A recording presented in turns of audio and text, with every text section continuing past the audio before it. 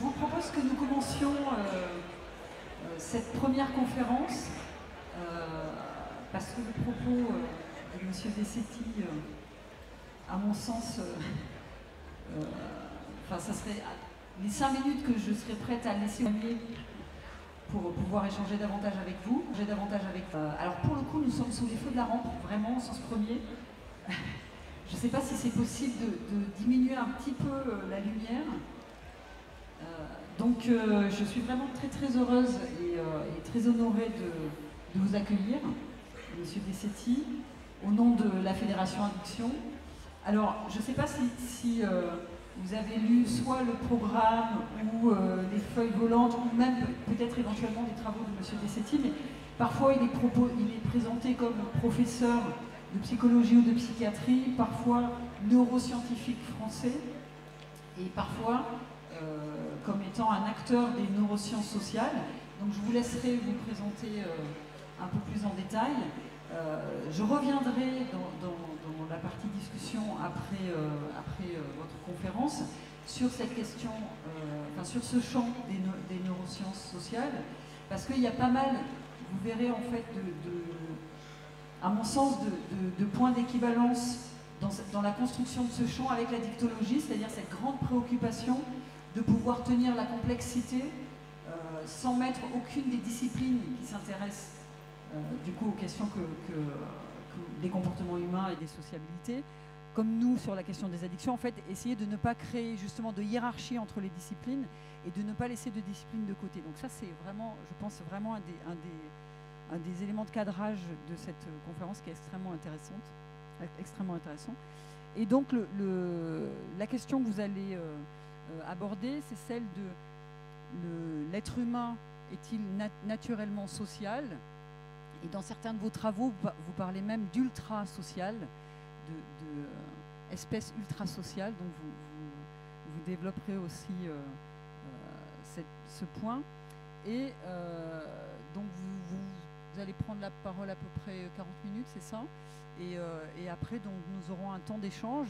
Et ce qui me paraissait aussi vraiment important quand on a préparé la conférence, au vu de l'argumentaire et des objectifs, en fait, du thème de ces 2 journées, coopération et accompagnement, écologie de la santé, c'est, tout comme Jean-Michel, notre président, l'a reprécisé dans son introduction, c'est vraiment d'essayer de travailler sur cette double logique de la tour et de l'agora, en essayant le plus possible de contribuer à l'agora.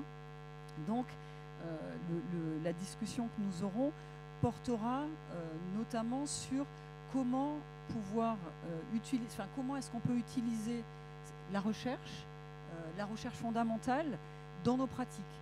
Vraiment, la préoccupation de cette conférence introductive sera le plus possible d'essayer de retraduire, de remettre en perspective votre propos scientifique du point de vue de nos questions pratiques.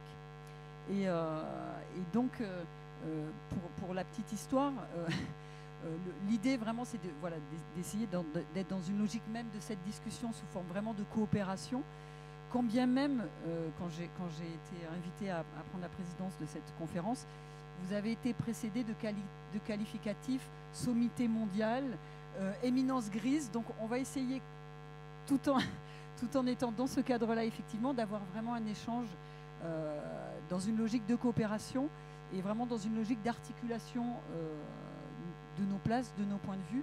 Et vraiment, le dessein de cette conférence introductive, c'est de vous amener des éléments dans cette première conférence en mode un peu phare, mais pas phare dans une logique de surplomb, hein, vraiment, mais plus phare dans une logique d'éclairage des différentes composantes de la question qui se pose à nous, de l'écologie de la santé.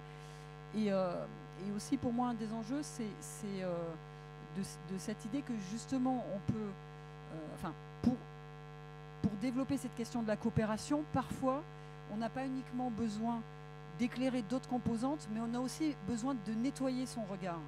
J'aime bien cette idée, c'est-à-dire souvent on est sur ouvrir le regard, vraiment voilà, sur cette idée d'ouverture, mais à mon sens aussi, et je pense vraiment, pour avoir échangé avec vous, que vous allez nous apporter des éléments sur ça, c'est comment aussi dans une logique un peu de réflexivité, être en capacité de lâcher un certain nombre de croyances, de certitudes que nous pouvons avoir, chacun d'entre nous, quelle que soit la fonction qu'on occupe, mais vis-à-vis de notre objet qui est ici, en tout cas, ce qui nous rassemble, la question des addictions, quelle que soit la place, qu'on soit professionnel, bénévole, usager, hein, vraiment, mais en tout cas, c'est vraiment l'objet qui nous rassemble. Et donc voilà, donc on va essayer dans cette conférence introductive vraiment d'avoir cette idée phare, enfin de phare, et juste, je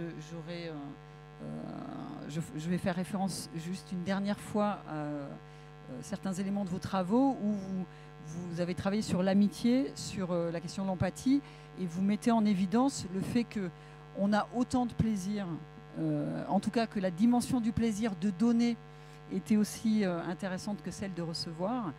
Donc j'ai un grand plaisir à vous donner la parole, Monsieur Dessetti. On se retrouve tout à l'heure.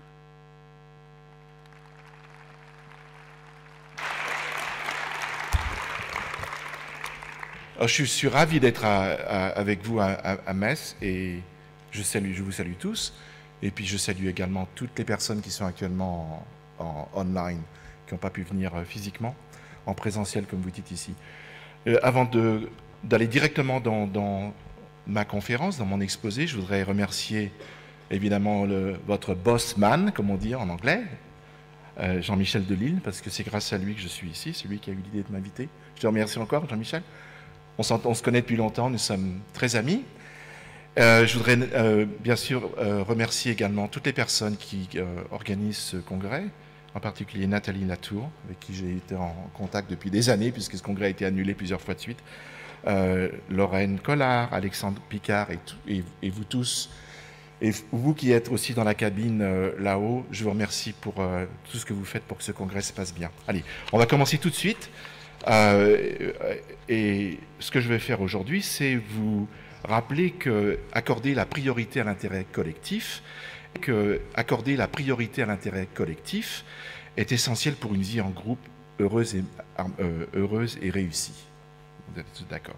Et aujourd'hui, ce que je vais faire, je vais vous présenter des données théoriques et empiriques, il faut toujours les deux, qui démontrent que la prosocialité humaine, et je vais en parler surtout de la coopération, mais elle émerge à partir d'adaptations sont fonctionnelles, vous allez le voir, très tôt au cours du développement de l'enfant, avant même que le langage, la culture impriment leur marque. Nous sommes par nature des êtres sociaux. Alors, ce phénomène naturel dont je parle, de cette capacité humaine d'être sociale et de coopérer, ne minimise en aucun cas l'importance des facteurs sociologiques tels que les règles, les normes sociales, les mécanismes de coercition ou de punition qui jouent un rôle essentiel dans le maintien des niveaux exceptionnels de coopération qui caractérisent les sociétés humaines. Il ne faut pas être naïf. Ce que je vais vous raconter, c'est la partie naturelle, les bases biologiques, on va dire, de la socialité humaine, qui nous permettent de coopérer à des échelles énormes. Mais il ne faut pas être naïf. Il faut d'autres mécanismes pour maintenir ces niveaux élevés. C'est des mécanismes qu'on appelle de coercition. S'il n'y a pas de punition, ça ne marche pas. Parce que tout le monde ne joue pas le jeu. Il y a des tricheurs aussi. D'accord ? Donc ces dimensions sociales, elles interagissent, ces dimensions sociologiques, elles interagissent avec des prédispositions biologiques qui sont innées, sur lesquelles je vais focaliser mon propos. L'homme, donc c'est la question, est-il naturellement égoïste ou altruiste ? C'est une interrogation qui est au cœur d'un éternel débat entre philosophes. Vous vous rappelez qu'en 1651, Thomas Hobbes écrivait que la vie à l'état de nature, c'est-à-dire notre condition en dehors de l'autorité d'un état politique, est solitaire, pauvre, méchante, brutale et courte. La vie est courte, on vit moins longtemps. Un siècle plus tard, Jean-Jacques Rousseau a rétorqué que la nature humaine est essentiellement bonne et que nous avons mené une vie paisible et heureuse bien avant le développement de tout ce qui ressemble à un état moderne. C'est ce qu'il appelle le bon sauvage, qui est un mythe, n'existe pas. C'est pas vrai. Si vous êtes anthropologue, il n'y a pas de bon sauvage. Vous pouvez aller retourner dans le passé. Les sociétés primitives, entre guillemets, ne sont pas spécialement bonnes. Là, il y a les deux, il y a toujours les deux. D'accord ? À première vue, Hobbes et Rousseau représentent les pôles opposés en réponse à une question, une des questions séculaires de la nature humaine. Sommes-nous naturellement bons ou mauvais ? Cependant, ce que je vais vous dire, enfin, je passe maintenant à la science, parce que ça, c'est pas de la science, ces points de vue philosophiques ne sont pas fondés sur des données empiriques, ce qui limite sérieusement leur portée explicative et prédictive. On peut faire des tas de théories philosophiques, mais si ces théories ne sont pas basées sur des faits expérimentaux, empiriques, ça n'a pas beaucoup d'importance. Les choses ont beaucoup changé depuis une vingtaine d'années. Vous voyez, c'est des livres, c'est vrai qu'ils sont tous en anglais, je suis désolé. Depuis une vingtaine d'années, les progrès des connaissances en biologie de l'évolution, anthropologie, sociologie, psychologie, neurosciences, économie comportementale, permettent de mieux définir et d'étudier la sociabilité dans une perspective naturaliste. La perspective naturaliste, c'est l'idée que c'est une conception selon laquelle tout ce qui existe, tout, objets, événements, phénomènes, relations, peuvent être expliqués par des causes et des principes naturels. Il n'y a pas besoin de chercher des choses naturelles. C'est des choses concrètes, qui sont quantitatives d'ailleurs, ou qu'on peut quantifier. Dans mon exposé, c'est ça le plan, je vais adopter la perspective pardon, parce que je ne parle pas très souvent en français, vous l'avez compris, je n'ai pas perdu, mais il faut que ça vienne. Dans mon exposé, je vais adopter une perspective multidisciplinaire pour démontrer que la coopération est au centre de la sociabilité humaine. Elle émerge naturellement à tous les niveaux du monde vivant, elle n'est pas spécifique à l'homme. Cependant, la coopération est décuplée par certaines caractéristiques qui sont propres à notre espèce, Homo sapiens, qui fait que cette espèce est à la fois Homo economicus, Homo mercator et Homo socialis. Ce n'est pas incompatible. Ce n'est pas du tout incompatible, contrairement à ce que les gens disent. D'accord ? Mon latin s'arrête là, ça fait bien d'avoir des mots en latin. Néanmoins, vous verrez dans mon exposé l'intérêt personnel. Nous sommes égoïstes par nature également. L'intérêt personnel reste un facteur important. C'est la raison pour laquelle les niveaux élevés de coopération ne peuvent être maintenus sur la seule base des motivations altruistes et de la confiance généralisée que les gens se portent entre eux. Ça ne suffit pas. Et vous verrez, je donnerai des exemples concrets. L'ensemble des sciences sociales sont depuis très longtemps confrontées aux problèmes de hobbésien, de l'ordre, chacune proposant des solutions qui leur sont propres. D'accord ? Les politologues soulignent le rôle du gouvernement, des institutions formelles. Les économistes se concentrent sur la fonction des marchés, de la concurrence. Les psychologues étudient les motivations altruistes, le raisonnement, les émotions sociales, le développement chez l'enfant de ces émotions sociales ou de ces motivations sociales. Vous avez vu que c'est au pluriel, hein ? Ce n'est pas une motivation sociale, il y a plein d'éléments. Enfin, j'ai dit les sociologues, oui, non, les sociologues s'intéressent, eux, mettent l'accent sur les mécanismes informels, interpersonnels, tels que les normes, les hiérarchies, les valeurs partagées, la solidarité. Et enfin, peut-être moins connus, les psychologues, étudient les motivations, je l'ai déjà dit. Et enfin, peut-être de façon moins connue du grand public, peut-être pas vous, parce que vous n'êtes pas un grand public, vous êtes des gens avertis, les biologistes nous montrent, et ça je vais vous montrer, parce que je suis biologiste de formation, nous montrent que la coopération est présente à tous les niveaux du monde vivant, tous les niveaux, pas simplement chez nous. Elle apparaît en effet dans tous les systèmes biologiques. Alors aujourd'hui, la majorité des scientifiques, pendant la théorie de l'évolution, la majorité des scientifiques dans les sciences naturelles et les sciences sociales acceptent le principe du biologiste américain qu'il a si bien décrit, qui s'appelle Theodosius Dobzhansky, selon laquelle rien en biologie n'a de sens sinon à la lumière de l'évolution. Alors la théorie de l'évolution, elle offre un cadre théorique qui permet d'expliquer pourquoi les comportements de coopération sont présents dans la nature. L'idée générale, je vais voir si ça marche, voilà. L'idée générale, c'est que les hommes ne sont pas seulement égoïstes. Nous le sommes. Oh oui, on l'est. Il ne faut pas croire qu'on ne l'est pas. Nous sommes. De nombreux hommes sont aussi intrinsèquement motivés par des principes d'équité et de réciprocité. Ça fait partie de notre nature, il n'y a pas besoin de l'apprendre. Ce qui est tout à fait compatible avec le fait que les comportements prosociaux sont des produits de la sélection naturelle parce qu'ils contribuent au succès reproductif de notre espèce. Il n'y a rien en évolution s'il n'y a pas une sélection qui apporte quelque chose de positif à la reproduction, etc. Dans le cadre de la théorie de l'évolution, il est essentiel de distinguer les explications qu'on appelle ultimes des explications au niveau proximal. Ça, si c'est vraiment une chose à retenir de ma conférence, c'est cette partie ici. Parce que beaucoup de gens ne comprennent pas, y compris dans le monde universitaire, ils confondent ces deux niveaux. Alors, la prosocialité a pour fonction, le fait qu'on est prosociaux, qu'on s'intéresse aux autres. Je ne parle même pas d'empathie. S'il y a le mot d'empathie, je ne dirais même pas du tout. Ma conférence n'est pas du tout sur l'empathie. Elle est plus sur la coopération. La prosocialité a pour fonction d'améliorer l'échange de survie et de reproduction à travers le renforcement de la cohésion sociale et de la coopération. C'est ce qu'on appelle l'explication ultime. C'est la raison pour laquelle la prosocialité a été sélectionnée au cours de l'évolution darwinienne, par la sélection naturelle. C'est parce qu'elle apporte quelque chose de positif. C'est ce qu'on appelle l'expression ultime. Cette prosocialité est sous-tendue par des mécanismes intuitifs, des motivations non conscientes qui sont renforcées et relayées par des mécanismes cognitifs performants et puissants qui exigent un cerveau performant. C'est ce qu'on appelle l'explication proximale, c'est le mécanisme. Il faut vraiment faire attention, les deux ne sont pas les niveaux opposés sur un continuum. Ce sont deux niveaux d'analyse qui sont distincts, mais complémentaires. Ce n'est pas la même chose. Bien entendu, c'est là où ça pose toujours question, si on n'a pas fait d'études en biologie de l'évolution, nous ne sommes pas conscients des causes ultimes. On n'en a pas conscience, d'accord ? Et c'est très important de garder à l'esprit cette distinction entre explication ultime et proximale d'un comportement, parce que ça nous permet de dépasser les problèmes des théories du choix rationnel dans le cadre de la morale. Vous voulez un exemple, peut-être si... J'essaie d'aller vite. Quand on parle de choses plus concrètes, vous pourriez vous poser la question, pourquoi nous aimons les nourritures sucrées, n'est-ce pas? La plupart des humains sur la Terre, on aime ce qui est sucré, les fruits sucrés, les fruits qui sont ripe, comment on dit ripe? Mûr, merci. On aime le chocolat. Oui, même. Là, il y a de l'alcool. On aime ça. On aime le bacon, n'est-ce pas? Les choses grasses. Donc, il y a l'explication qui est ultime, qui est que le cerveau humain a évolué une préférence pour le sucre, ce qui est sucré par rapport à la mer.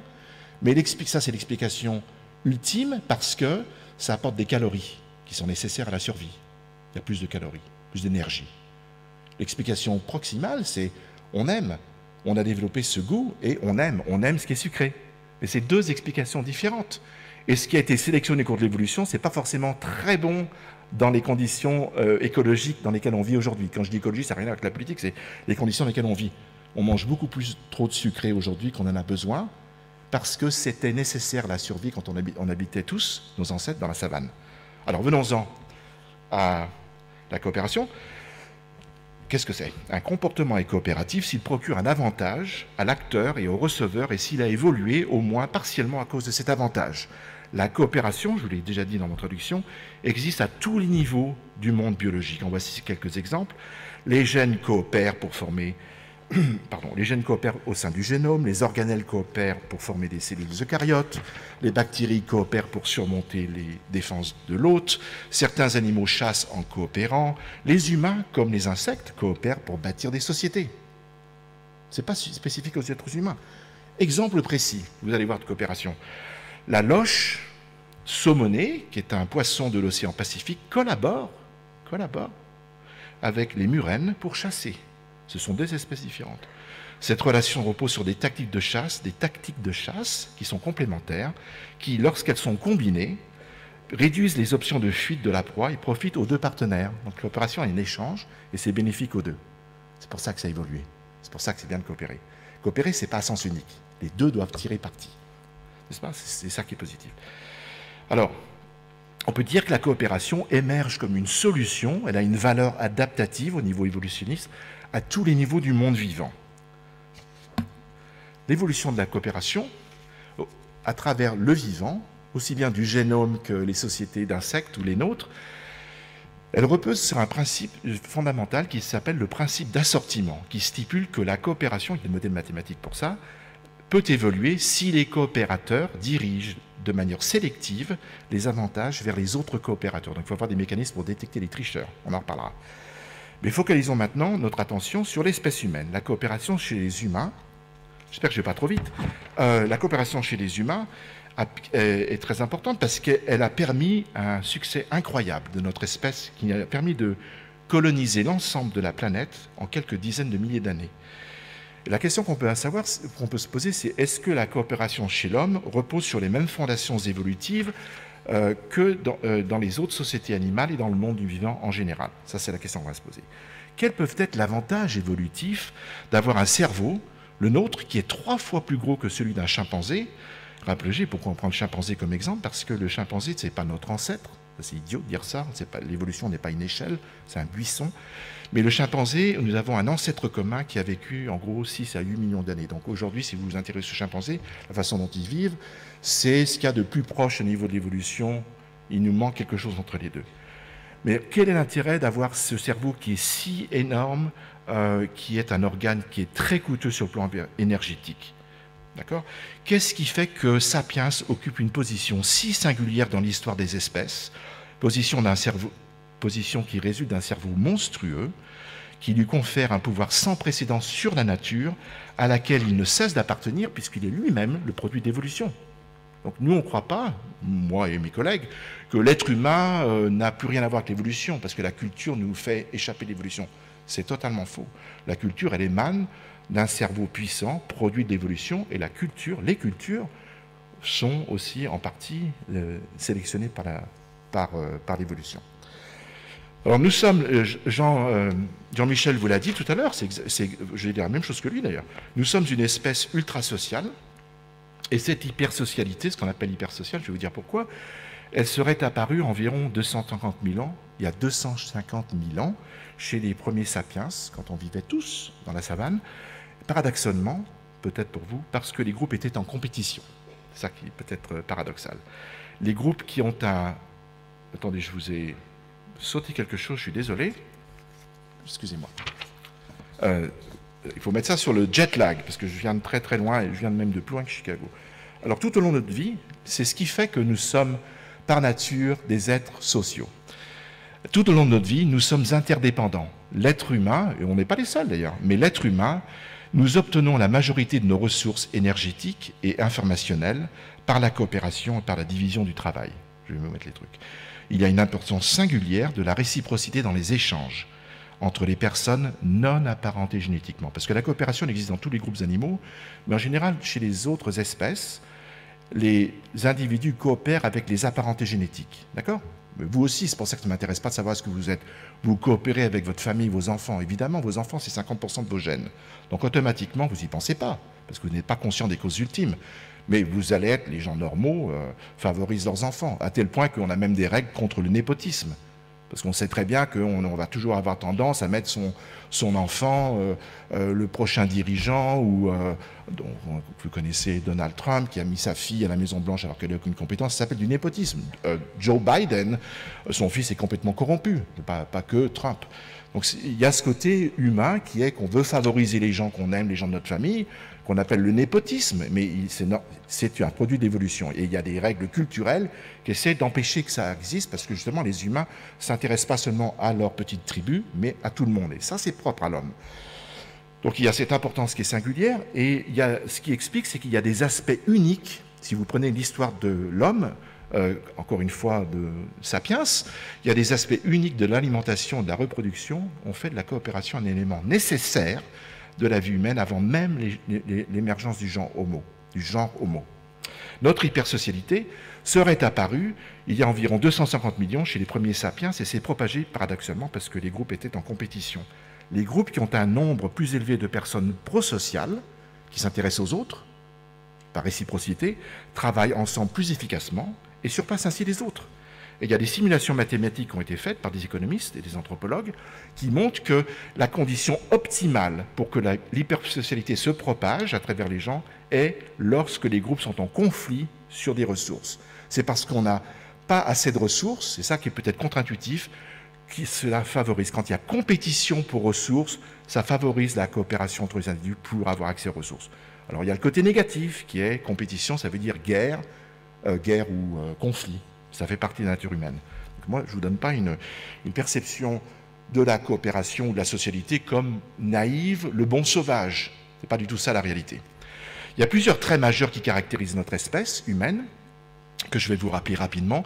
La réduction dimorphisme sexuel, la néoténie imposée par la BPD, qui appelle une organisation sociale protectrice et favorise un développement cérébral tardif. L'assistance alloparentale, on ne s'occupe pas de ses enfants, mais de ceux des autres, si vous préférez. Ça, c'est très vieux à l'échelle de l'humanité. L'importance de l'information sociale, de la communiquer, ce qui permet de réguler les interactions sociales avec les autres. C'est la raison pour laquelle le bavardage, la médisance, qu'on appelle le gossip en anglais, ont un rôle fonctionnel important. C'est pour ça que les gens aiment lire Paris Match et Voici. C'est très important de savoir avec qui couche telle personne. On a besoin de ce gossip. Ça permet de réguler les échanges sociaux. Les émotions sociales sont importantes comme l'envie, la culpabilité, la morale, le remords, la fierté, la réceptivité à la socialisation, les normes sociales. Et enfin, c'est très important, on a une disposition sapiens depuis tout le temps à troquer, échanger des faveurs, des idées, des biens et des services. On est cet homo mercator, on échange. Ça fait partie de qui on est. On aime échanger. Notre capacité singulière à la coopération est imprimée dans notre génome comme le montrent des travaux en psychologie du développement. Les bébés, maintenant on en vient à des données, les bébés naissent, vous allez le voir, équipés de mécanismes neurocognitifs qui permettent de saisir, catégoriser et traiter les informations sociales. Donc c'est inné. On ne peut pas dire que c'est l'école, c'est pas possible. Quand on teste des bébés de moins d'1 an, c'est pas la culture qui a pu faire ça, c'est pas le langage, c'est avant tout ça.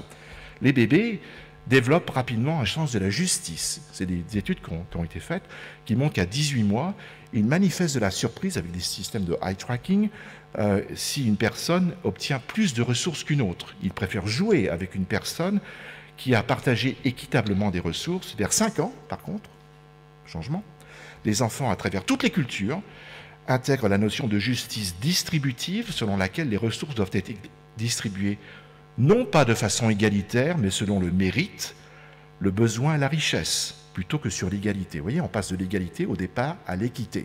C'est très important. Dans une de mes études, parlons de choses concrètes, nous avons demandé à plus de 2600 enfants âgés de 4 à 11 ans dans 13 pays du monde, que vous voyez avec les petites étoiles, je n'ai pas le temps de vous les lire, vous pouvez regarder, de faire des distributions de ressources en fonction du mérite, de la richesse et du besoin des récipients. C'est un jeu de justice distributive qu'on utilise en économie comportementale. Pour chaque pays, nous avons aussi calculé l'index de Hofstede, c'est le nom d'un économiste néerlandais, cet index reflète la dimension collectiviste ou individualiste de chacune de ces cultures. Par exemple, Cuba, où j'ai récolté les données à Cuba, c'est un pays qui est très collectiviste, qui est communiste. Donc c'est très collectiviste. Les États-Unis, nous, on est un pays très individualiste. Donc on va pouvoir voir si ça a un effet sur les distributions de justice. Avec l'âge, ce qu'on montre, c'est que avec l'âge, les enfants démontrent un changement de stratégie dans les distributions qui se dépasse, comme je l'ai dit, de l'égalité, de l'égalité à l'équité, et ça dans toutes les cultures. C'est plus rapide dans les cultures individualistes. C'est bien. Passage. Dans une seconde étude, moi je voulais m'intéresser aux mécanismes cérébraux. On a fait cette étude dans mon laboratoire à Chicago. Nous avons examiné des enfants âgés de 4 ans, tout petits, les réponses électrophysiologiques. Lorsqu'ils sont témoins, cette fois-ci ils observent des distributions de ressources qui sont égales ou inégales. Vous voyez, alors on fait des distributions devant eux où on joue avec des bonbons, avec des pièces de monnaie, avec des chocolats ou avec des petits autocollants. Et on fait des distributions inégales, très inégales ou moyennement égales. Après la session, on enregistre les potentiels évoqués, les ondes cérébrales si vous préférez. Nous avons aussi également testé les décisions de ces mêmes enfants dans ce jeu de justice distributive, un jeu d'économie, où le récipient, celui qui doit recevoir, varie en fonction de sa richesse, combien il a déjà, du mérite, a-t-il bien travaillé à l'école ou pas bien travaillé, ou du besoin. Et ça paraît intuitif pour nous de se dire quelqu'un qui a besoin de ressources, on va lui en donner plus que quelqu'un qui en a déjà. On va donner plus de nourriture à quelqu'un qui a faim que quelqu'un qui n'a pas faim. C'est ça que je veux dire, c'est ça, de prendre en compte l'état de l'autre plutôt que d'être égalitaire. Allez, ce qu'on montre, c'est que les enfants présentent des déviations électrophysiologiques nettement plus importantes aux distributions inégales par rapport aux distributions égales, et ce, très rapidement, 275 millisecondes après la distribution, on a un marquage neurophysiologique qui montre qu'il voit cette inégalité. Puis vers 500 millisecondes, la distinction entre les réponses prédit la décision qu'ils vont faire eux-mêmes des ressources. Et cette composante, elle mesure plus des ressources attentionnelles et le traitement qui représente ce qu'ils vont faire comme choix. Donc coopérer et aider autrui, pour continuer sur des aspects développementaux, ça va, j'essaie de courir, mais j'espère que je ne suis pas trop... j'ai encore 20 minutes.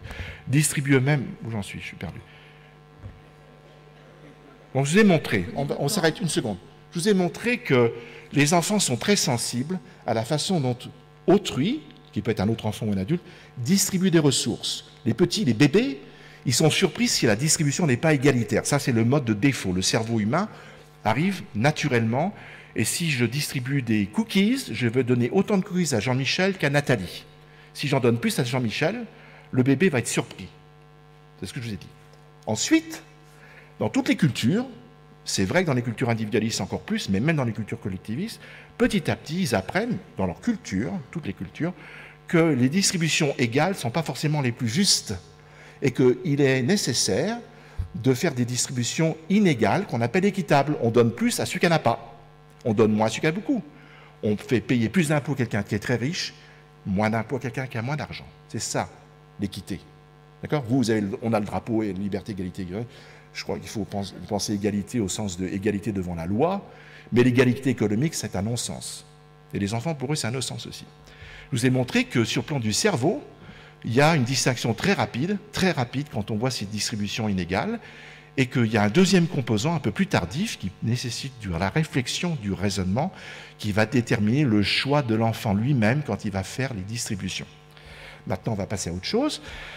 Je voudrais vous montrer très rapidement que coopérer et aider autrui sont des dispositions naturelles. Pour l'instant, ce n'est pas de la coopération, je dis le sens de la justice. Maintenant, on parle de coopération. Vers 1 an, il y a beaucoup d'études qui montrent que les enfants sont motivés pour aider autrui de manière non discriminative. Les petits se montrent serviables dans beaucoup de situations. Ils saisissent ce qu'une autre personne désire et l'aident sans y être invités pour que cela réussisse. Cette disposition innée, elle n'est pas apprise. Il n'y a pas besoin de la mère qui incite. Au contraire, c'est une disposition qui est motivée de façon intrinsèque, qui est sans besoin de récompense externe. Si vous récompensez un enfant petit parce qu'il a coopéré, il va moins coopérer par la suite. C'est intéressant. Cette motivation est intrinsèque. Elle est ensuite, se modifie bien entendu, elle est modifiée par des jugements de réciprocité probable et la préoccupation de comment les enfants pensent être évalués par les autres personnes dans leur groupe. Vous voyez ? Donc au départ, ils aident, et après, ils vont prendre encore de l'information sociale qu'ils vont aider, mais ils vont aider davantage s'ils pensent que la personne qu'ils ont aidée est capable de réciprocate. Vous avez compris, n'est-ce pas? Ou est-ce que quand j'aide autrui, est-ce que c'est bon pour ma réputation? Ça fait partie des aspects sociaux de l'être humain et de la morale humaine. La plupart d'entre nous, on attache une très grande importance à notre réputation, de façon non consciente. Cette processualité peut être donc stratégique. Regardez cette étude. Les enfants de 5 ans, dans cette étude, avaient la possibilité de donner entre 1 ou 4 autocollants à un autre sans coût pour eux-mêmes. Ce n'est pas altruiste, là, il n'y a pas d'altruisme. L'altruisme, c'est quand il y a un coût, bénéfice pour l'autre, coût pour autrui. Ici, ce n'est pas de l'altruisme. Ils doivent donner. Il n'y a rien pour eux. Et en fait, les enfants dans cette étude, on montre qu'ils sont généreux seulement si le bénéficiaire est conscient des options de don. Dans le cas où le bénéficiaire ne peut pas l'être, parce qu'on a mis une paroi opaque, donc il ne peut pas voir qui va recevoir, les enfants ne sont plus généreux du tout. Ce n'est pas du tout surprenant, parce que c'est vraiment compatible avec la théorie de l'évolution qui nous montre que nous sommes moraux dans notre propre intérêt. Ce n'est pas incompatible, afin d'avoir une bonne réputation et d'éviter les sanctions. Ça fait partie de la morale humaine. La réputation, en fait, c'est une forme de récompense sociale. J'insiste là-dessus parce que c'est très important, la réputation. Dans cette étude qui a été réalisée au Japon, les participants avaient le choix de donner ou non de l'argent, ils choisissaient, à des ONG au cours de 2 conditions expérimentales dans le scanner. L'une condition où la prise de décision du sujet est faite de façon totalement solitaire, il choisit de donner de l'argent ou non, et ce sera réel, c'est une vraie expérience où à la fin on donne l'argent aux gens, ce qui reste, ou dans une autre condition où la personne est observée par d'autres individus. Et ce que montre cette étude, c'est que être observé par autrui augmente les dons et l'activité neuronale dans le striatum, qui est un noyau impliqué dans la motivation du comportement et dans le circuit de la récompense. Cela juste avant la prise de décision, c'est-à-dire l'activité dans le circuit de la récompense détermine la quantité d'argent qu'ils vont donner. Pas mal. On va revenir là-dessus, sur le plaisir de donner, ou ce que les économistes nous appellent, je ne suis pas un économiste, warm glow. Alors, un autre aspect de la spécificité humaine est unique chez notre espèce, qu'on retrouve chez aucune autre espèce, y compris chez les chimpanzés, ça n'existe pas, ni chez les singes, c'est ce qu'on appelle l'aversion pour l'iniquité. Nous sommes l'aversion pour l'inégalité avantageuse ou le fait de payer un prix personnel pour obtenir une distribution égale des récompenses. C'est une caractéristique unique de la cognition humaine. Ces deux types d'injustice, c'est-à-dire pour soi, évidemment, si on obtient moins de récompenses pour quelque chose qu'on a fait, évidemment, on ne va pas être content. Ça, vous trouverez ça partout, chez tous les animaux. Mais également quand on voit une autre personne ne pas recevoir un traitement équitable. Et ça active les mêmes régions du cerveau, en particulier le cortex préfrontal, ventral, l'insula, qui sont des régions associées aux représentations des valeurs subjectives et à l'aversion. Alors, on peut utiliser, c'est la partie économique maintenant de mon exposé, puisque je fais des études en économie comportementale, les jeux économiques sont très utilisés en économie comportementale et expérimentale et en psychologie, comme le jeu du dictateur. Alors, je vais vous expliquer ce que c'est, au cas où vous ne connaissez pas. C'est un jeu qu'on utilise partout dans le monde, avec des enfants, des adultes, avec de l'argent, avec des bonbons, avec des jetons en plastique, ça marche de la même façon. Alors, ce jeu, c'est qu'est-ce qui nous montre tous ces jeux économiques? C'est que j'ai perdu mon fil. Ces jeux nous montrent le rôle de l'équité et des normes sociales dans les comportements économiques et remettent en cause l'hypothèse d'une motivation reposant uniquement sur l'intérêt personnel. Je vais revenir là-dessus. Je vous dirais que là, on est quand même égoïste, mais on n'est pas que égoïste. En général, on a les deux. On a ces deux motivations. On est motivé pour être social et aussi on est aussi un petit peu égoïste. Dans le jeu du dictateur, c'est celui-là, c'est le plus simple. Le premier joueur, c'est le dictateur, détermine comment partager une dotation entre lui et un autre joueur. L'espace d'action du dictateur est complet. Il est donc libre de déterminer la dotation, ce qui signifie que le bénéficiaire n'a aucune influence. C'est-à-dire, je donne à Jean-Michel $10 et je lui dis, aujourd'hui, il y a quelqu'un qui n'était pas à l'école. Jean-Michel, c'est un petit garçon, mais ça pourrait être un adulte, c'est pareil. Il y a quelqu'un de ton école qui n'est pas là. On ne lui dit pas le nom. Sinon, ça ne marche plus. On sait qui c'est, quelqu'un d'anonyme. Est-ce que tu es d'accord? Est-ce que tu auras envie de partager quelque chose sur les $10? Tu fais ce que tu veux. Il y a une boîte pour toi, tu mets ce que tu veux dedans. Il y a une boîte pour l'autre. Et tu peux décider ou non de donner un peu ou pas du tout. Et on tourne le dos. On ne peut pas regarder. Et Jean-Michel décide. Donc, quand vous faites ce jeu du dictateur, il peut faire ce qu'il veut. Il n'y a aucune conséquence. L'intérêt rationnel, c'est que Jean-Michel garde les $10. Pourquoi les donner à quelqu'un qui ne connaît pas? Eh bien, en fait, quand on fait ce jeu, on s'aperçoit que c'est ici, 60% des gens, à travers toutes les cultures du monde, toutes, que ce soit au Chili, au Brésil, parce que ça fait plein de cultures, enfants, adultes, partagent en général 20% de la somme reçue. Ils se disent, oui, nous, on a eu $10, pourquoi pas donner un petit peu aux autres? Et ceci est compatible avec une motivation altruiste qui existe et des normes sociales dans la plupart des cultures, dans toutes les cultures, on va dire. Attention, mais c'est plus sophistiqué que ça. Les gens, en général, s'arrêtent là, ils sont contents, on est altruiste. C'est plus sophistiqué. Parce que si la dotation est gagnée plutôt que donnée, j'ai donné de l'argent à Jean-Michel, il n'a rien fait pour avoir cet argent. En revanche, si Jean-Michel travaille pour avoir cet argent, la générosité diminue tout de suite. Ah, ben oui, parce qu'on est intéressé, c'est normal.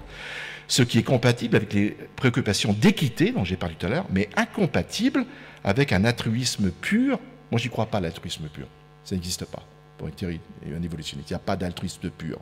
On croit qu'on est altruiste pur, mais ce n'est pas pour ça que l'altruisme a évolué. D'accord? Ou un altruiste qui est purement désintéressé. Il y a un autre jeu qui est un petit peu plus compliqué, je vous passerai la formule mathématique, ça n'a pas d'importance ici, c'est le jeu des biens publics qui fait partie des méthodes courantes, encore une fois en économique expérimentale. Dans sa forme de base, les sujets doivent choisir le montant de leur participation en termes de jetons ou d'argent dans une caisse commune. Vous payez des impôts. C'est un peu ça. C'est la tragédie des communs. Les jetons dans cette caisse sont divisés de manière équitable entre tous les joueurs. Près de 60% des personnes, en général, partout dans le monde, 60% des joueurs s'avèrent des joueurs réciproques, c'est-à-dire ils pensent que les autres joueurs contribueront également, c'est le principe de réciprocité, donc ils participent. Il y a souvent au moins 12%, ce sont des contributeurs inconditionnels, c'est des gens qui sont toujours altruistes, toujours.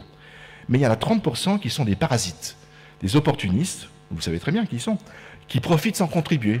Ils ne contribuent pas, donc ils gardent leurs jetons, leur argent, et ils bénéficient après quand on divise ce qu'il y a. D'accord ? Ça, c'est intéressant. Si les joueurs, ça c'est très important, si les joueurs ont la possibilité de punir les resquilleurs par une punition altruiste qui leur coûte de l'argent ou de l'énergie, la contribution maintenant passe de 10 à 60%. Donc c'est pour ça qu'il faut avoir des mécanismes de coercition et de punition qui forcent les resquilleurs, parce que dans la population, je vous ai dit, il y a 10%, 20% de gens qui sont altruistes, d'autres qui sont altruistes que quand l'autre l'est, c'est la plupart. Puis il y a toujours une minorité, mais c'est important, qui va être des parasites. Donc il y a des mécanismes qu'on peut mettre en place qui permettent de réduire ce parasitisme. En fait, les gens sont rationnels dans leurs décisions. Contrairement à ce qu'on vous raconte, oui, l'économie comportementale, depuis Kahneman, prix Nobel, on n'est pas rationnel, on a des biais, oui, on a des biais cognitifs, mais ils sont très rationnels en fait. Si les gens sont rationnels dans leurs décisions au cours des jeux économiques, ils distinguent les interactions à court terme, des interactions à long terme, et on coopère, ça c'est bien pour nous, davantage dans le dernier cas. On coopère davantage quand la relation est à long terme qu'à court terme. Les gens ajustent leur niveau de contribution altruiste de manière rationnelle en fonction des coûts et des avantages.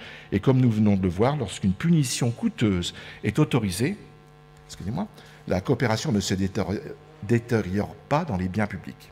Avançons d'un cas dans la complexité de l'organisation des sociétés humaines. Et c'est peut-être là où je vais avoir des yeux ou peut-être des gens qui vont être surpris parce que c'est assez contre-intuitif. Et c'est pas plus mal parce que vous savez très bien les connaissances scientifiques sont en général contre-intuitives. Donc ce n'est pas ce que vous croyez qui est forcément vrai.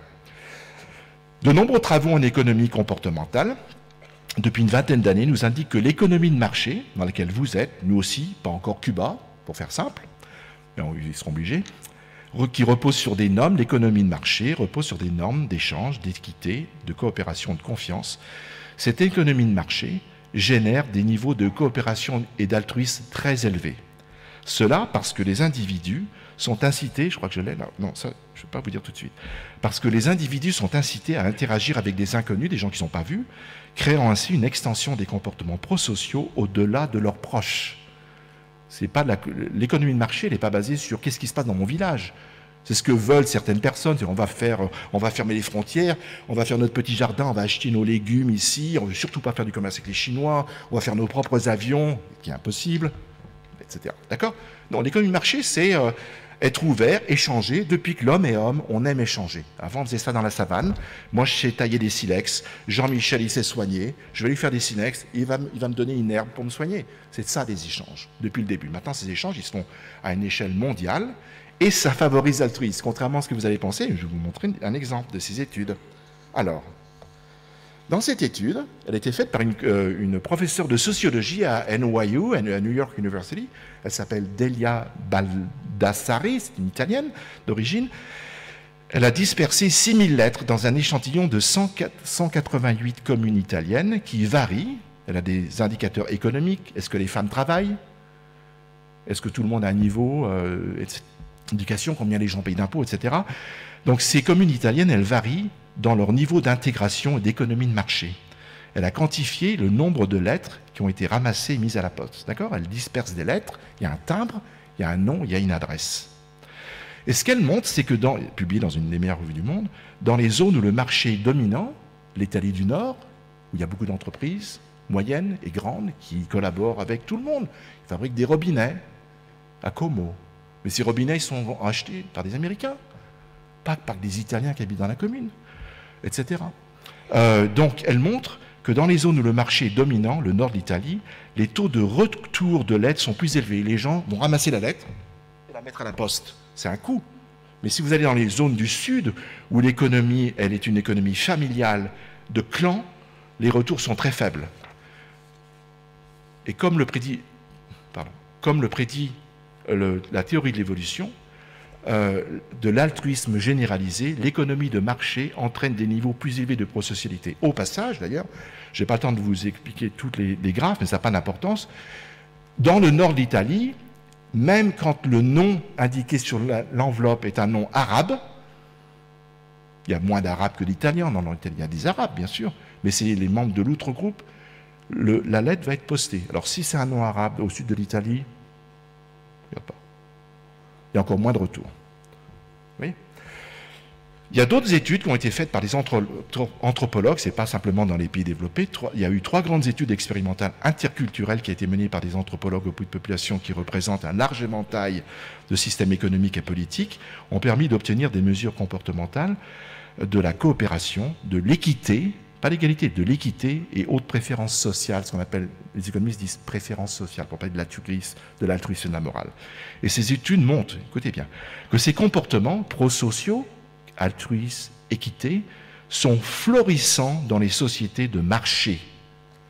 L'intégration au marché d'une culture donnée, par exemple, ça se mesure très bien, la proportion de calories que les individus achètent plutôt que de les produire eux-mêmes permettent de prédire la prosocialité et la confiance envers les étrangers dont faisaient preuve les membres de leur culture dans les jeux économiques.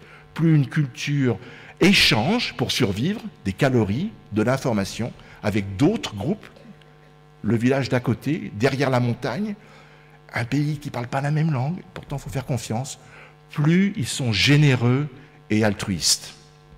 Alors, dernière partie de mon exposé, cependant, comme je vous l'ai dit au départ, l'intérêt personnel reste un facteur motivationnel très important. Les êtres humains, nous ne sommes pas qu'altruistes. C'est la dernière partie, rassurez-vous, c'est rapide. De nombreux individus poursuivent leur intérêt personnel tant qu'ils peuvent maintenir une apparence d'équité. D'accord ? Réputation, apparence. Le comportement prosocial diminue lorsqu'il n'est pas observable par les autres parties concernées ou lorsque les attentes en matière de comportement prosocial sont réduites. Alors, on peut utiliser ça, comme les économistes, et faire appel à ce qu'on appelle, comme tout à l'heure, vous savez, le plaisir. Quand on donne quelque chose, on se sent bien. Vous écrivez une carte postale à votre maman, et le fait de l'avoir fait, de la mettre à la poste, on a un sentiment de bonheur. Vous donnez de l'argent à un pauvre dans la rue, un mendiant, on a un sentiment de plaisir. Ça active le système dopaminergique, pour faire simple. D'accord ? Et ça, on peut le faire en économie. On peut faire appel à ce qu'on appelle le warm glow. Je ne peux pas le traduire, je suis désolé. Qui représente, c'est un plaisir égoïste tiré du fait de faire le bien, indépendamment de l'impact réel pour favoriser la générosité. Voilà une étude qui a été faite par mes collègues, John List, qui est le chair du département d'économie de l'Université de Chicago, meilleur département du monde en économie, comme vous savez. Parce qu'on a eu 60 prix Nobel depuis que ça existe. Il existe, ce département. Alors, ce qu'il a fait, John List, avec ses collègues, il a assigné de manière aléatoire chaque foyer fiscal de l'Alaska à un groupe contrôle qui ne reçoivent pas de carte postale ou à l'un de 2 autres groupes de traitement qui ont reçu soit une carte postale qui comprend un appel normatif conçu pour mettre en évidence l'une des 2 principales motivations de don, une préoccupation personnelle, égoïste, le warm glow, vous voyez, c'est ce qui a marqué, vous pouvez lire. Donc c'est un altruisme impur, intéressé, ou au contraire, une carte postale qui incite les gens à donner un petit peu d'argent parce que c'est bien pour les autres. On va appeler ça l'altruisme pur. Eh bien, c'est des grands nombres, hein. 540 000 foyers. C'est vraiment des grands nombres. Hein. On n'est pas dans les petites études de psychologie avec 50 personnes. Et bien, ce qu'ils ont trouvé, c'est que, écoutez bien, les personnes qui ont reçu la carte qui fait appel au warm glow, au plaisir égoïste, ils donnent 6,6% de plus. Ils étaient 6,6% plus susceptibles de donner, et ils ont donné 23% de plus d'argent à une cause, peu importe le cancer, que leurs homologues du groupe témoin. Le message qui fait plutôt appel aux avantages du bénéficiaire, motivé par l'altruisme pur, je pense qu'il n'existe pas, n'avait aucun effet statistique significatif par rapport aux dons moyens faits aux pauvres. Donc le faire appel au warm glow, au plaisir égoïste de donner, va favoriser l'altruisme. Vous voyez que l'altruisme n'est pas pur, mais ça fonctionne et autant s'en servir. Enfin, une autre source d'information qui nous montre que nous ne sommes pas totalement altruistes vient du fait que les gens trichent. Pas tout le monde, certes pas tout le monde, mais dans certaines études, comme celles que je vous montre ici, qui ont été réalisées à l'Université de Toronto et de Caroline du Nord, lorsque les participants avaient la possibilité de tricher à un test pour obtenir une récompense monétaire plus élevée, moins de 25% d'entre eux l'ont fait. Mais lorsque la pièce était bien éclairée. Mais ils étaient plus de 50% à tricher lorsque la pièce était moins éclairée. Ouais. Vous pouvez le faire. Vous savez ce qui se passe. Si vous coupez le courant dans une grosse ville comme New York, il n'y a plus de courant, qu'est-ce qui se passe? Tout de suite, il y a des gens, pas tous, il y a des gens qui vont sortir, voler, casser. Le fait qu'il y a cette information d'obscurité va favoriser des comportements de looting, je ne sais pas comment vous dites ici. Les personnes qui portaient, dans une autre expérience, les personnes qui portaient des lunettes noires étaient beaucoup moins généreuses envers des partenaires de jeu, comme le jeu de dictateur, que celles qui étaient équipées de lunettes claires, ce qui semble indiquer que l'expérience de l'obscurité induit un sentiment d'anonymat, on n'est plus contrôlé par le regard d'autrui, et on va se permettre des choses qu'on ne ferait pas. Je n'ai pas dit tout le monde, on parle de statistiques ici. Il y a une minorité de gens qui font ça. Alors, c'est juste pour vous mettre un petit peu de, comment dire, d'humour, je ne sais pas si c'est vraiment de l'humour ou un petit sourire au passage, je n'ai pas pu résister à la prochaine diapo, qui est l'avant-dernière, pour vous rappeler une chose, que vous ne savez peut-être pas que les chiens aussi volent lorsqu'il fait sombre. Eh oui, il y a des expériences. Les chiens aussi volent quand il fait sombre, mais la raison n'est probablement pas un désengagement moral. D'accord? Les chiens n'ont pas de morale. Voilà.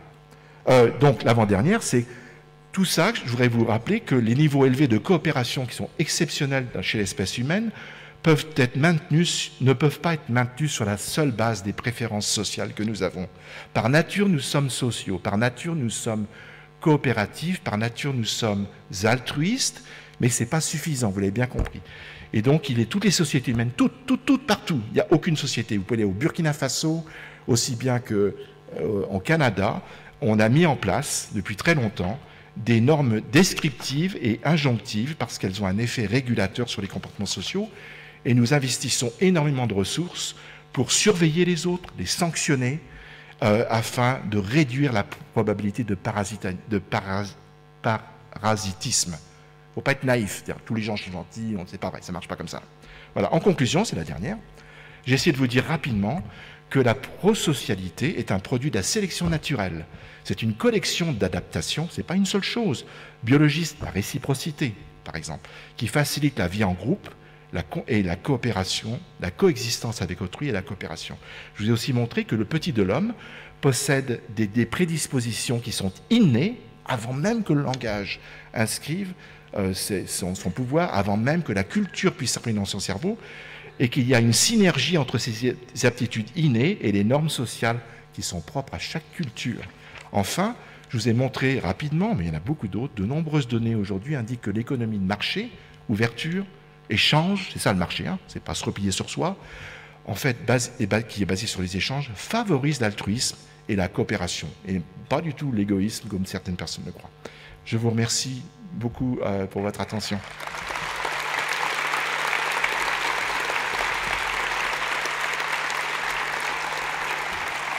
Et merci à ceux qui écoutaient sur Internet. Merci beaucoup. Donc, excusez-moi, j'ai regardé 3 fois mon téléphone, mais parce qu'en fait, j'étais rappelée à l'ordre en termes de, pas vous, mais en termes d'horaire. Donc, voilà, c'était je déteste ce téléphone, mais voilà, le fait est que. Donc, ce que je vous propose, je ne sais pas si vous préférez vous asseoir. Donc, j'invite, alors je vais vous relancer pas sur le contenu vraiment des données de vos recherches. Et là, vraiment, je vous invite à aller regarder sur Internet. Il y a un certain nombre de vos travaux qui sont accessibles librement, et notamment sur le site Cairn. Il n'y a pas d'ouvrage en vente dans la librairie des journées, mais vraiment, voilà, je vous invite vraiment à les regarder sur Internet. Et en revanche, là où je l'avais évoqué un peu dans mon propos introductif, ce qui m'intéresserait là, c'est que vous développiez comment, au sein de votre équipe de travail, donc là finalement c'est vous en travailleur que je sollicite, comment dans votre équipe de travail en neurosciences sociales, finalement s'organise la coopération? Puisque vous évoquiez, il y a des chercheurs de différentes disciplines, donc du coup, comment ça se construit? C'est facile parce que on a une culture, j'essaie de rapide pour qu'il y ait plusieurs questions, mais la culture américaine, c'est une culture, tu connais Jean-Michel, où c'est très facile de collaborer. Il y a une attitude qui est dans la culture, même dans les écoles où il y a quelque chose de singulier, n'est-ce pas? Il y a beaucoup moins de hiérarchie sociale. Il y a des hiérarchies, il y a toujours une hiérarchie. Les hiérarchies sociales font partie de la nature humaine. Il y a toujours une hiérarchie. Ce n'est pas possible de vivre sans hiérarchie. Je fais des cours là-dessus, d'ailleurs, si ça vous intéresse. Mais le monde est beaucoup moins hiérarchique, en particulier le monde académique américain est beaucoup moins hiérarchique qu'en Europe. Donc c'est très facile de collaborer. Et puis après, il y a ce côté très pragmatique. Nous sommes des gens, on a beaucoup de défauts, bien sûr. Mais on a des qualités. Et l'une des qualités qu'ont les Américains, moi j'aime, je suis comme eux pour ça, je suis devenu comme eux, c'est le côté pragmatique. Qu'est-ce qui marche? Qu'est-ce qu'il faut? Alors je vais vous donner 2 exemples très rapidement. Il y a quelques années, nous avons demandé avec des collègues de sciences politiques, voilà, à l'Université de Chicago, on a répondu à un appel d'offres du département de la défense américaine pour étudier les messages vous appelez Daesh, c'est ça? Nous on dit ISIS, des groupes terroristes en Irak et en Syrie ont des messages pour recruter des jeunes en Europe et aux États-Unis. D'accord? Ils envoient des messages vidéo très bien faits, des gens très intelligents. Ils savent très bien faire leurs vidéos. Et d'ailleurs, ils sont allés prendre des idées à Hollywood pour attirer des gens, des garçons et des filles, pour venir se battre avec eux contre peu importe qui, c'est pas important.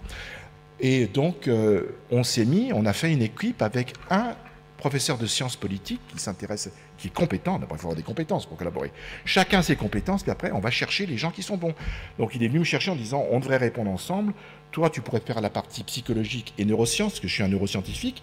Donc ça fait 4 ans qu'on a reçu des millions de dollars du gouvernement américain pour étudier ces vidéos, les réactions du cerveau à ces vidéos, pour voir qu'est-ce qui fait que certains jeunes sont vulnérables et vont être, quand ils voient ces vidéos sur Internet, ça va déclencher une motivation de rejoindre ces groupes.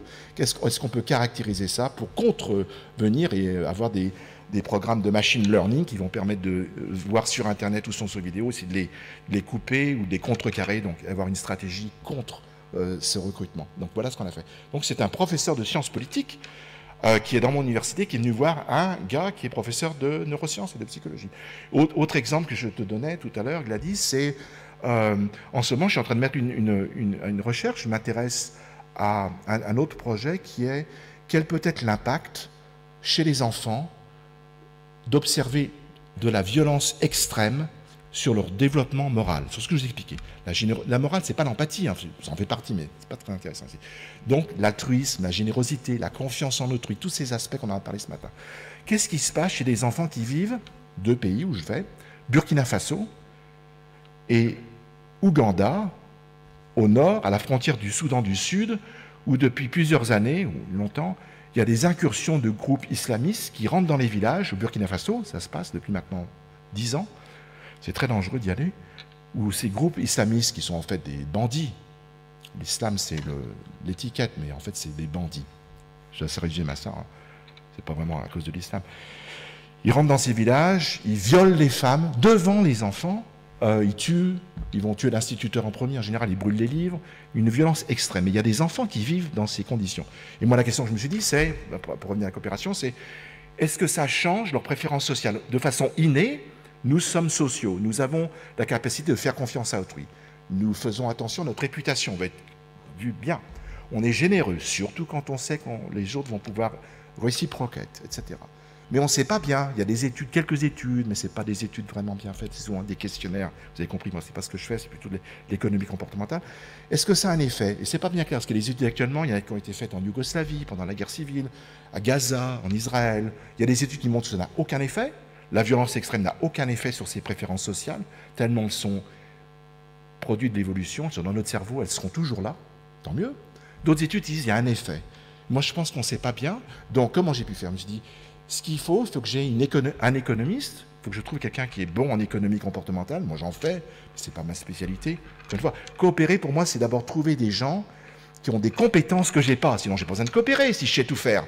Si je suis mathématicien, économiste, biologiste, psychologue et machin, j'ai besoin de personne. Mais ce n'est pas possible. Aujourd'hui, le savoir est complètement, on n'est plus au XVIIIe siècle, le savoir est décomposé, et c'est bien, parce qu'on sait beaucoup de choses, mais sur un truc... Donc je suis allé chercher une femme, c'est une économiste, elle fait de l'économie comportementale, je suis allé chercher un collègue au Burkina Faso, c'est son pays, il est dans l'éducation, il sait où aller, dans quels villages ont été rasés par les groupes de, peu importe lesquels, ISIS ou ISIS du Maghreb. Donc pour moi, c'est ça, c'est d'avoir cet esprit pragmatique, c'est j'ai un sujet de recherche, quel qu'il soit, vous, c'est l'addiction, qui est compétent dans ces domaines, quelles sont les disciplines qui peuvent nous éclairer, et je vais chercher des gens compétents et je les mets ensemble. Voilà comment je travaille. C'est très pragmatique, très pragmatique. Et c'est comme ça que ça marche, à mon avis. Et d'ailleurs, en fait, pour revenir sur cette construction de collectif, est-ce que l'objet que vous étudiez, qui est la coopération, finalement, cette connaissance vous aide aussi à mieux cadrer les conditions de votre coopération? Bien sûr, absolument, vous avez tout à fait raison. Donc, si on veut inciter les gens à collaborer ou à coopérer dans un projet, il faut que ces gens soient respectés, n'est-ce pas? Il faut que vous les traitiez de façon équitable. Il faut payer en fonction de ce qu'ils font vraiment. Donc quand je collabore avec quand je fais mes budgets, il faut faire attention aussi parce que les gens profitent de ça. Donc si vous travaillez dans certains pays en développement, ils savent très bien que vous avez beaucoup plus d'argent que c'est normal. Donc ils vont vous dire que pour tester des enfants dans un village en Afrique, ça va coûter 50 $ par jour par personne. En fait, c'est 2 fois moins cher. Mais il y a ce côté à la fois respect, le fait qu'on a appris qu'on a davantage de coopération à long terme qu'à court terme. Donc quand vous mettez des gens en équipe, il faut qu'ils sentent que ce n'est pas une coopération pour une journée, c'est un projet à long terme. Donc il y a tous ces aspects de respect, d'équité, je n'ai pas dit d'égalité. Si vous êtes je ne sais pas, Jean-Michel, je ne vais pas prendre ton cas à chaque fois parce que c'est pas très sympa, mais je veux dire, si vous avez fait 15 ans d'études, c'est normal que vous ayez un salaire plus élevé qu'un chauffeur de Uber qui a fait 0 études. Peut-être qu'il peut aller à l'université et faire des études. Donc il y a ces côtés équité, les gens sont payés, ont un retour, ils sont respectés, ils sont compétents dans leur domaine et on met ces compétences ensemble et on travaille à long terme. Donc oui, et puis il y a plein de petits détails comme ça. Encore une fois, c'est très pragmatique. Moi, je crois beaucoup à la coopération. En tout cas, pour moi, ça a très bien réussi dans tous les travaux que j'ai faits depuis 20 ans, ou un peu plus dans plein de pays du monde, à ce qui vient du bas, n'est-ce pas? Vous savez, on a le modèle bottom-up et top-down. Top-down, c'est l'université qui nous dit « Jean, il faut que tu collabores avec des gens à Liverpool. » Pourquoi? Mais moi, j'ai envie de coopérer, je sais que dans ce projet, j'ai besoin d'un politologue. Donc, qui est le politologue qui connaît bien l'Afrique? Quel est l'anthropologue qui connaît bien les problèmes du Burkina Faso et de cette violence qui se développe au Mali, au Burkina Faso? Il y en a. On les cherche, on les contacte, etc. Donc, compétences, relations, et puis après des techniques très pragmatiques de qui fait quoi, qu'est-ce qui gagne quoi, etc.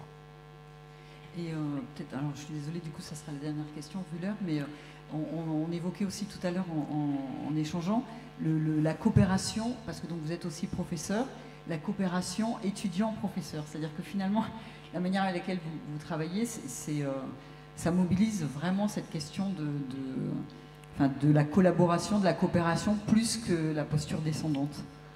Oui, alors je suis aussi professeur, je suis que professeur, c'est mon métier, hein. Vous l'avez vu dans mon titre, je suis professeur à Chicago. Je ne sais pas pourquoi les gens ont besoin de dire autre chose. C'est mon métier, je suis professeur. Et comme tout professeur à l'université, comme vous en France, j'imagine, on fait de l'enseignement et de la recherche. Donc maintenant, question sur l'enseignement. Alors, je ne sais pas si... oui, il y a une coopération si vous parlez d'enseignement supérieur, n'est-ce pas? Quand vous avez des étudiants en thèse dans votre laboratoire ou des post-docs, c'est vraiment une coopération. Parce qu'ils vont apprendre autant de moi que je vais apprendre d'eux. Parce qu'ils ont des compétences, on n'a pas exactement les mêmes.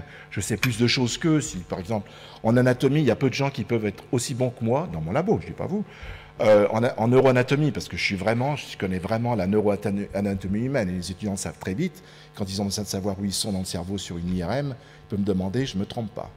J'ai de l'expertise, c'est ma formation. Parfois, maintenant, des jeunes générations, ils sont beaucoup meilleurs que moi en programmation, en machine learning, ils font des choses que je ne suis pas capable de faire, en modélisation mathématique, on est obligé de faire. J'arrive à suivre, ils en savent plus que moi. Donc ça, d'accord dans le laboratoire. Maintenant, quand je fais les cours, je ne pense pas que les étudiants coopèrent avec moi. Non, c'est moi qui ai les connaissances. Mais la différence qu'il y a peut-être avec ce que moi j'ai connu, ça a peut-être changé en France.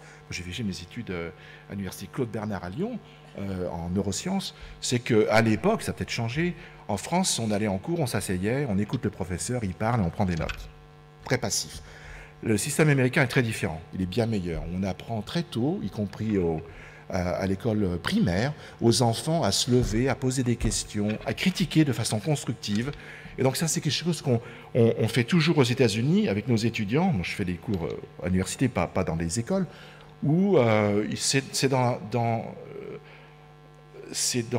la culture, quelle que soit l'université, qu'elle soit privée ou publique, c'est la même chose, où les étudiants osent poser des questions, osent critiquer. Ça, c'est très bien. On valorise ça. C'est très valorisé. Moi, j'adore qu'on me critique.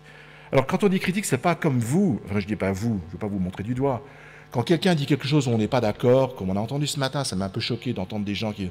Le maire de Metz, il a ses idées, je ne sais même pas qui c'est, ça n'a aucune importance. Qu'il est là, je suis désolé. Attention. Mais bon, il est là pour dire bienvenue chez nous, et il a dit son petit truc sur les drogues, et il pense que la répression est importante, qu'il ne faut pas décriminaliser. C'est son point de vue, il a le droit de le dire. Et d'avoir entendu tout à l'heure, moi, c'était un peu choquant d'entendre, ouh, etc. C'était pas le lieu, il dit ça, puis après, vous pouvez parler avec lui, peut-être, et lui dire, nous, on n'est pas d'accord, on va vous montrer que vous vous trompez.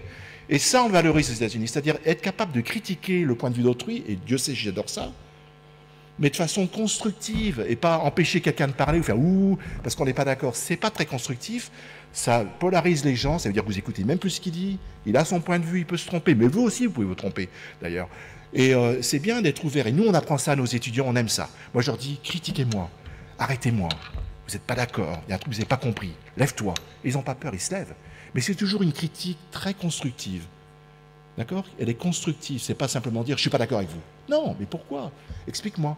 Et je réponds, etc. Donc ça, moi, j'aime beaucoup. Donc ce n'est pas de la collaboration, c'est simplement une dynamique d'enseignement qui est basée sur...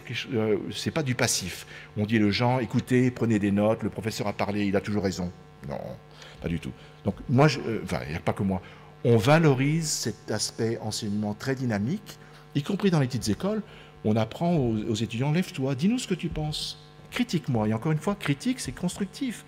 C'est pas dire j'aime pas ce que tu dis, t'es un con. Il n'y a pas de dialogue. Dire oui, mais moi je crois qu'il y a des études qui montrent que c'est pas pareil. Et puis moi je vais vous dire non. La plupart des études en économie comportementale, vous ai montré que 2 ou 3, montrent vraiment, il y en a qui ont été faites en Iran, en Pologne, on peut comparer les pays communistes, les pays non communistes, que l'économie de marché favorise vraiment l'altruisme. Dernièrement, je vous en donne un exemple, et j'arrête. Une étude qui a été publiée il y a quelques semaines, je l'avais mise sur Twitter, qui montre que, encore une fois, c'est contre-intuitif, c'est pour ça que c'est intéressant. C'est une étude de très grand nombre qui montre que les pays qui ont des valeurs individualistes, comme les États-Unis, très individualistes, c'est pas le paradis pour autant, par rapport à des pays qui ont des valeurs beaucoup plus collectivistes, on va dire l'Iran, la Corée, etc. Ou on dit la Chine, mais en fait les Chinois ne sont pas du tout collectivistes. Ne croyez pas ça. Ça dépend vraiment où en Chine. La Chine, c'est très bizarre, c'est un mélange de communisme et de hyper-libéralisme. Alors, c'est encore autre chose. Donc, cette étude, elle a regardé les comportements hyper-altruistes dans tous ces pays. D'accord? Alors, hyper-altruiste, vous voulez un exemple? Quel est pour vous un comportement que vous pouvez avoir qui est hyper-altruiste? Rappelez-vous, l'altruisme, ça se définit en biologie, c'est pas l'empathie, hein. C'est bénéfice pour autrui, coût pour moi-même. Donnez-moi un exemple, je vais le faire à l'américaine, c'est à vous de me parler. Donnez-moi un comportement qui n'est pas commun. Merci, bravo. La donation d'un organe. Donner son rang, et puis on peut même donner son corps quand on meurt. Hein. C'est par défaut, n'est-ce pas, quand vous mourrez, on vous prend votre corps si vous dites non. Aux États-Unis, on dit, c'est sur notre permis de conduire, quand on a son permis de conduire, qu'on doit renouveler tous les 5 ans, on nous demande est-ce que vous donnerez vos organes? Il faut dire oui. Et après, il y a un petit truc qui est imprimé qui montre que j'en décide ici, mais sur la route, on peut tout prendre. C'est bien. Enfin, c'est bien, moi je trouve ça bien. Ok, vous avez bien compris. Donc, on a regardé, ces gens ont regardé dans plein de pays sur des milliers d'individus. Et en fait, ce qu'ils ont trouvé, c'est que les sociétés qui ont des valeurs individualistes, comme les États-Unis, sont les sociétés où les gens sont les plus généreux. Ah, c'est intéressant. Ce n'est pas du tout les sociétés qui sont locales et qui sont claniques. Ils ne sont pas du tout généreux. Parce que quand vous donnez votre organe, ce n'est pas pour quelqu'un de votre famille. Vous pouvez le faire. Pas important. Évidemment, si vous me dites que mon fils a besoin de mon rein, bien sûr que je vais donner mon rein pour mon fils. C'est mon fils. Il n'y a aucun intérêt dans notre discussion ici. Mais donner mon rein pour quelqu'un que je ne connais pas, ça, c'est vraiment de l'altruisme. Et l'étude montre, vous la trouverez si vous regardez ce que je mets sur Twitter, je ne mets pas grand-chose sur Twitter, mais je mets des trucs vraiment intéressants qui nous intéressent ici. Vous verrez. Et montre que les sociétés qui ont des valeurs individualistes, sont souvent les plus démocratiques d'ailleurs, sont celles qui sont les plus généreuses quand vous mesurez des comportements altruistes purs. Et il y a beaucoup de gens qui ont dit « Oh, c'est étonnant, on aurait pensé à l'inverse. » Vous voyez, encore un exemple. Voilà. Pardon, je pourrais parler comme ça pendant des heures. Non, merci beaucoup, merci.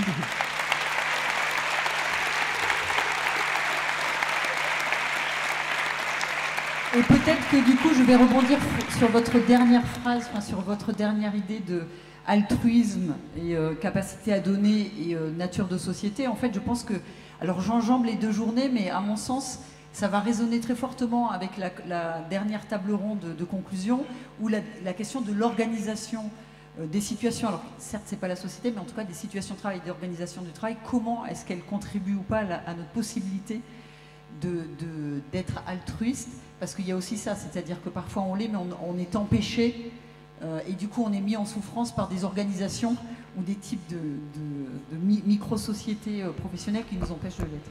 Enfin, bon, mais je suis d'accord. Non. Mais c'était pour je sais qu'on a dépassé. enjamber, Moi, je mettrai un bémol ici, c'est que faisons attention quand on utilise des mots. On a tendance, dans le grand public, peut-être pas vous, à utiliser des mots pour dire des choses complètement différentes. D'accord? Je ne suis pas certain qu'on a besoin d'altruisme pour coopérer. C'est autre chose. La coopération humaine est massivement basée sur la réciprocité. J'aide Jean-Michel, il m'aidera en retour. Et ça, vous pouvez le faire au niveau économique, au niveau social, au niveau truc. C'est pas de l'altruisme. C'est comme les gens disent l'empathie. Mais l'empathie, c'est pas de l'altruisme, c'est une motivation pour soucier de l'autre qui peut donner lieu à l'altruisme.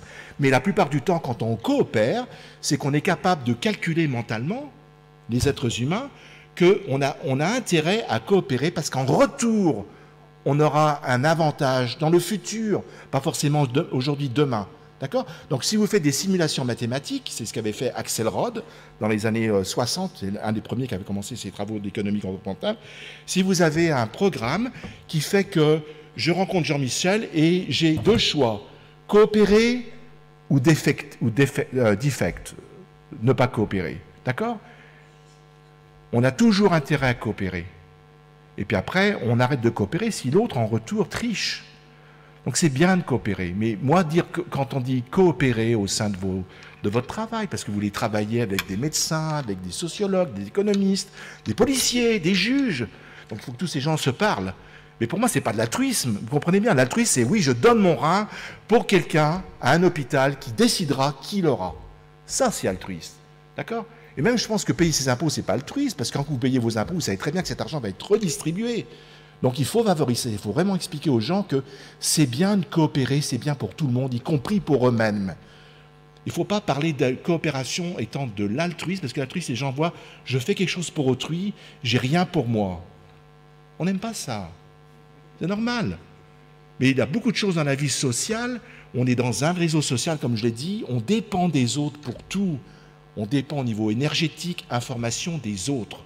Et si on favorise ça chez les petits-enfants, dans l'éducation, dire c'est bien d'être ouvert aux autres, d'être coopératif, il y a des avantages, même pour soi, pour le bien public, mais pour soi. Il ne faut pas déconnecter les deux, sinon on va avoir que les 20% qui sont des ultra-altruistes, qui coopèrent tout le temps.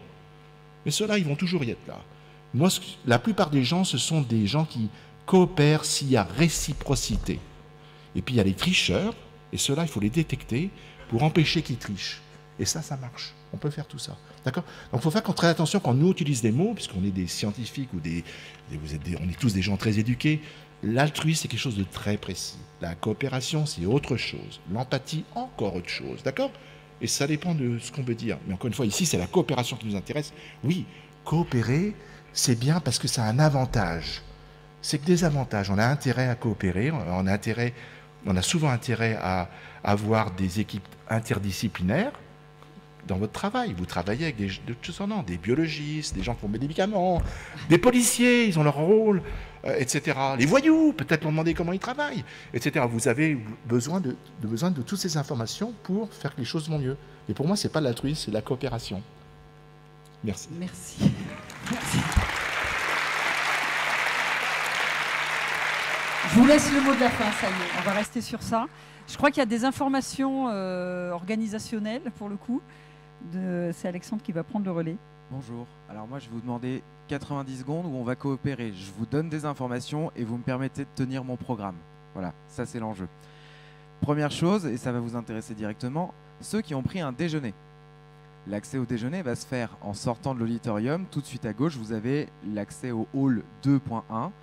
c'est ici que se fait l'accès au déjeuner. On va scanner vos badges comme ce matin, ça va se faire très bien. Par contre, je vais juste vous demander de ne pas bloquer l'accès aux escalators puisqu'il y a des gens qui ne déjeunent pas sur place et qui vont vouloir sortir. Donc ça, c'est juste pour que tout le monde puisse manger dans le temps qui nous est imparti. Pour cet après-midi, vous avez soit choisi des ateliers, soit choisi des conférences. Si vous avez choisi des ateliers, tout se déroule au 2e étage.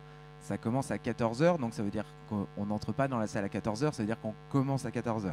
Je vous fais confiance pour le respect des horaires. Pour ce qui est des conférences, il y en aura une ici et il y a la conférence B qui se fait aussi au 2e étage, mais sinon pour tout le reste du congrès, l'intégralité des conférences se feront ici. Voilà, je vous libère. Bon appétit à vous.